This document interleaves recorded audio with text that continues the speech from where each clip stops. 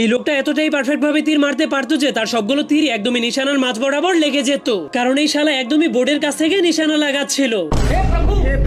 আর এই লোকটাও একদমই পারফেক্ট ভাবে বলে নিশানা লাগিয়ে দেয়, যার ফলে সবগুলো বল একসঙ্গে এই ফুটোর দিকে যেতে শুরু করে দেয়, কারণ সে সবগুলো বলকে একসঙ্গে সুপার গ্লু দিয়ে লাগিয়ে রেখেছিল। আর এই দুইজন লোক টেনিস বল খেলছিল, কিন্তু খেলা দেখতে আসা সবগুলো দর্শক অনেক অলস ছিল, কারণ তারা তাদের অলসতার জন্য তাদের মাথাগুলোকে ঘোরাতো না, তারা শুধুমাত্র তাদের চোখের মণিগুলোকে বলের সঙ্গে সঙ্গে এদিক ওদিক ঘুরিয়ে দিত। আর এটা হলো দুনিয়ার সব থেকে বড় বরফের পাহাড়, এই জন্য যারা সেখানে স্কেটিং করতে আসতো তারা প্রচন্ড ভয়ে থরথর করে কাঁপতে শুরু করে দিত। কিন্তু তখনই সে 1 সেকেন্ডের মধ্যেই নিচে নেমে আসে, কারণ সেই পাহাড়টা ছিল একটা নকল পাহাড়ের পেইন্টিং। আর এই সবগুলো লোক যখনই রেসিং করার জন্য দৌড়াতে শুরু করে তখন তারা সবাই একসঙ্গেই দৌড়াতে শুরু করে দেয়, কারণ তারা সবাই একই কোম্পানির ভিটামিন খেয়েছিল। तू समझा?